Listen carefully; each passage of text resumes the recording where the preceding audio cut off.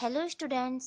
आज हम परिश्रम का फल नामक पाठ में अभ्यास कार्य के लिए दिए गए प्रश्नों के उत्तर को जानेंगे और अपनी कॉपी में लिखेंगे। बच्चों, इस पाठ के पहले व दूसरे भाग में हमने देखा कि किस प्रकार चीनू चूहे को अपनी गलती का एहसास होता है और उसे परिश्रम के महत्व का ज्ञान होता है। तो आइए सबसे पहले इस पाठ में दिए गए शब्दों के अर्थ को जानते हैं। शब्द, पहला शब्द है निकम्मा। निकम्मा मीन्स कोई काम ना करने वाला।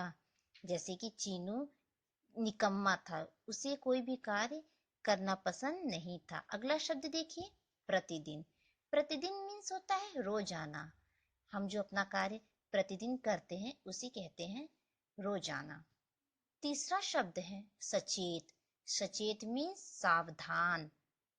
जैसे इस पाठ में गिल्लू गिलहरी ने चीनू को सावधान किया था। अगला शब्द देखिए, परिश्रमी। परिश्रमी मीन्स होता है मेहनती। गिल्लू गिलहरी कैसी थी? मेहनती। तो परिश्रमी मीन्स मेहनती। अगला शब्द देखिए, विपरीत। विपरीत मीन्स होता है उल्टा। अगला शब्द देखिए, संभावना। संभावना मीन्स होता है उम्मीद। जैसे कि इस पाठ में चीनू चूहे को भोजन मिलने की कोई उम्मीद नजर नहीं आ रही थी। अगला शब्द देखिए, एकत्रित। एकत्रित मीन्स होता है जमा। अगला शब्द है शेष। शेष मीन्स होता है बाकी। अंतिम शब्द है कृतज्ञता। कृतज्ञता मीन्स एहसान मानना। चीनू चूहा गिल्लू गिलहरी का एहसान मानता है। आइए अब प्रश्नों के उत्तर को जानते हैं। प्रश्न संख्या 1, निम्नलिखित प्रश्नों के उत्तर दीजिए। पहला प्रश्न देखिए, सुंदर वन में कौन कौन रहते थे? प्रश्न है, सुंदर वन में कौन कौन रहते थे? उत्तर देखिए, सुंदर वन में चीनू चूहा और गिल्लू गिलहरी रहते थे। प्रश्न संख्या 2 देखिए, गिल्लू ने चीनू को क्या बात समझाई? गिल्लू गिलहरी ने चीनू चूहे को क्या बात समझाया? उत्तर देखिए, गिल्लू ने चीनू को समझाया कि बारिश का मौसम आने में कुछ दिन शेष है, अतः बारिश के मौसम के लिए कुछ भोजन एकत्र कर लो। अगला प्रश्न देखिए, प्रश्न संख्या 3, इस कहानी से क्या शिक्षा मिलती है? उत्तर देखिए, इस कहानी से यह शिक्षा मिलती है कि बिना परिश्रम के किसी भी कार्य में सफलता प्राप्त नहीं होती।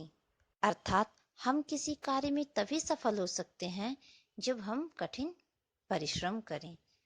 अगला प्रश्न देखिए, परिश्रम के महत्व पर 5 वाक्य लिखिए। परिश्रम का क्या महत्व है, इस पे हमें 5 वाक्य लिखना है। पहला देखिए, परिश्रम का हमारे जीवन में बड़ा ही महत्व है। हमारे जीवन में परिश्रम का बहुत ही महत्व है।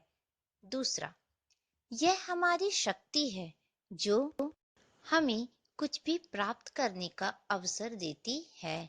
परिश्रम हमारी शक्ति है जो हमें कुछ भी प्राप्त करने का अवसर प्रदान करती है।